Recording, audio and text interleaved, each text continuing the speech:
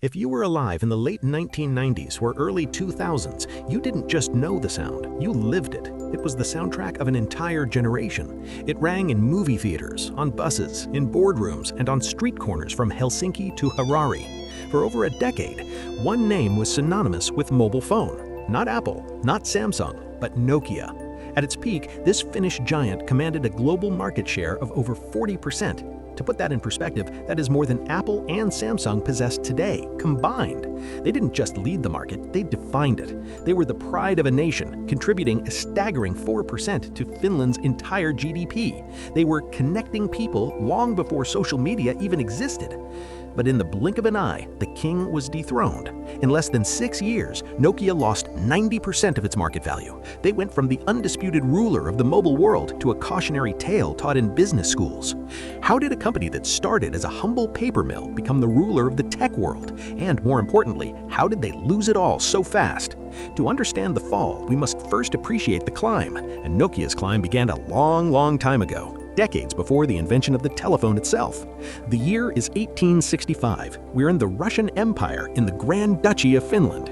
A mining engineer named Frederick Idestam sets up a wood pulp mill on the banks of the Tamarkoski Rapids. A few years later, he opens a second mill on the banks of the Nokian Virta River. This river inspired the name of the town and subsequently the company, Nokia. For the first 100 years, Nokia wasn't about technology. They were a chaotic conglomerate. They made paper, they made toilet rolls, they made rubber boots that every Finn wore in the winter. They even made electric cables and car tires. They were a jack of all trades trying to survive in a cold, industrializing Nordic landscape. It wasn't until the 1960s that Nokia dipped its toes into electronics, initially creating radio telephones for the army. But the real turning point came in 1982. Nokia introduced the Mobira Senator. It was technically a mobile phone, provided you were strong enough to carry a 10-kilogram box or had a car to mount it in. 5 years later, they gave us the Mobira Cityman. It weighed 800 grams and cost nearly 5,000 euros in today's money.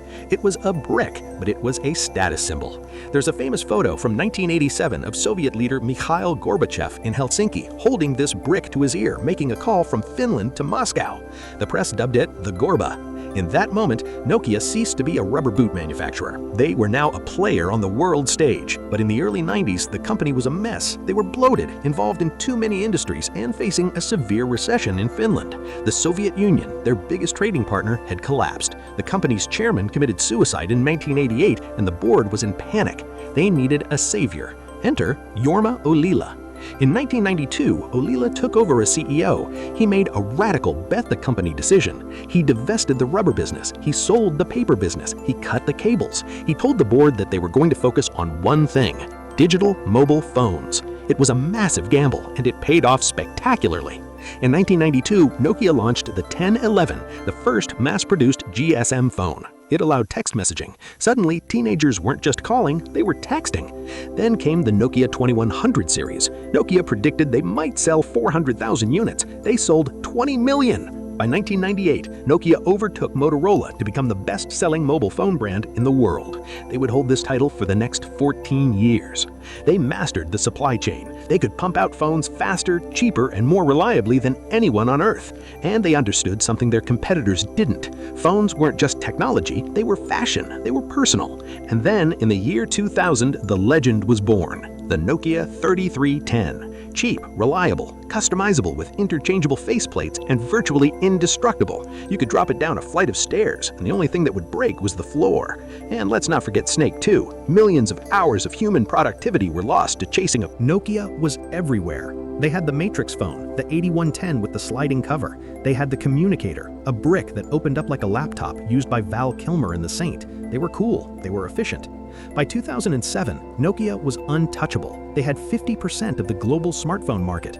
They had just released the N95, a powerhouse with GPS, a 5-megapixel camera, and 3G internet. It was, at the time, the best computer you could put in your pocket. Nokia executives sat in their glass headquarters in Espoo, Finland, looking out at the world they ruled. They had billions in cash. They had the best engineers. They were invincible, or so they thought. On January 9, 2007, in San Francisco, Steve Jobs walked onto a stage and pulled a slab of glass and metal out of his pocket, the iPhone. In Espoo, the reaction was, Underwhelming. Nokia executives got their hands on an iPhone. They analyzed it, and they dismissed it. They said it failed their drop test. They laughed because it had 2G, not 3G. The strategists pointed out that the battery barely lasted a day. One former Nokia strategist later recalled that they didn't see it as a threat because they thought it was a lousy phone. The call quality was bad, and you couldn't drop it without shattering the screen. They missed the point entirely. Nokia was playing a game of hardware specifications. Apple was playing a game of software experience. Nokia thought a phone was for calling. Apple knew a phone was a pocket computer. Nokia tried to respond, but their culture had changed. The humble, flat hierarchy of the 90s had been replaced by a stifling bureaucracy. Middle managers were afraid to tell the truth to upper management. Innovation was strangled by committee meetings.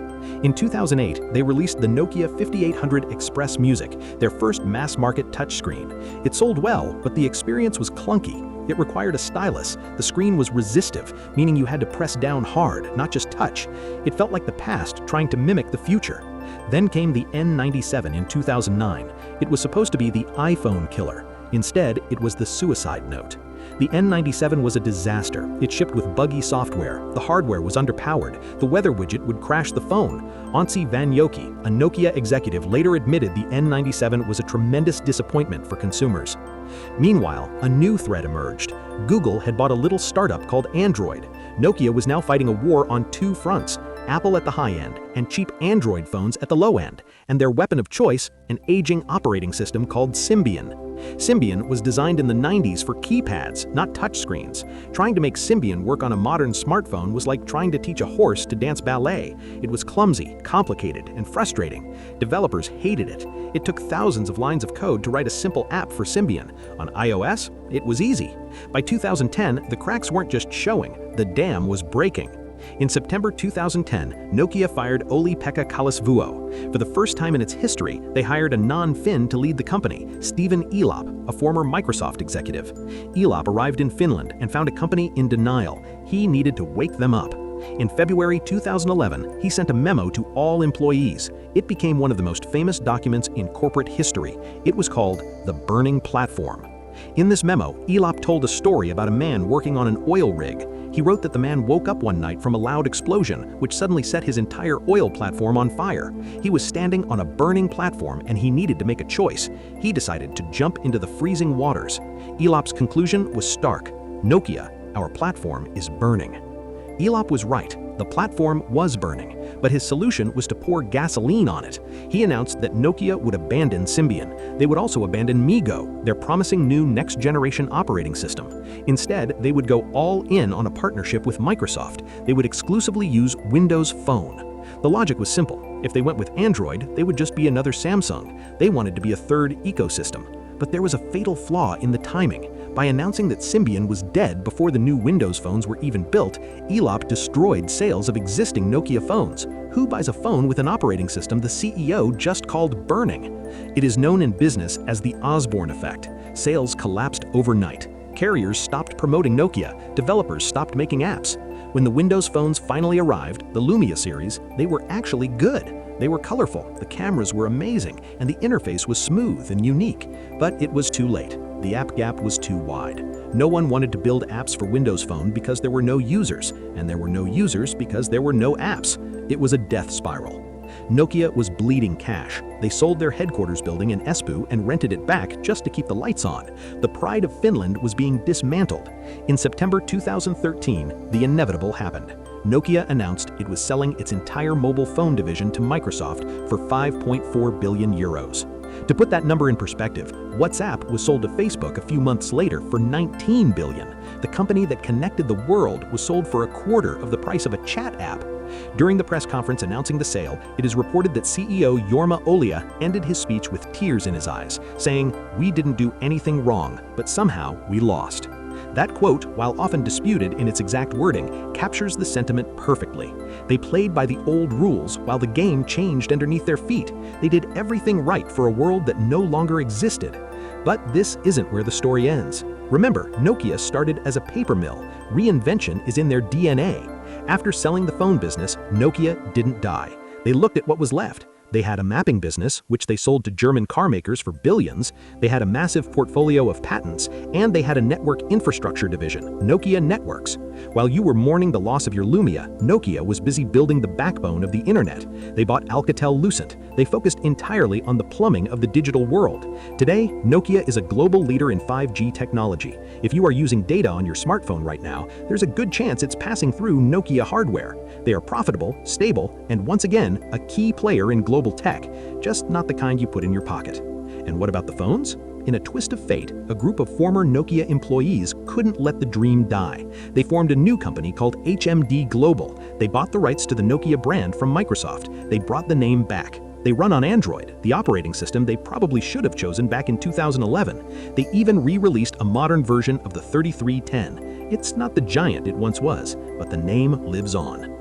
The rise and fall of Nokia is a tragedy, but it is also a masterclass in business. It teaches us that success is a lousy teacher. It seduces smart people into thinking they can't lose. Nokia failed not because they were incompetent, but because they were complacent. They loved their own success more than they loved innovation. They dismissed the touchscreen because it didn't have a keyboard. They dismissed the App Store because they believed in hardware. They dismissed the future because they were too busy counting the profits of the past. But it also teaches us about resilience, from paper to rubber.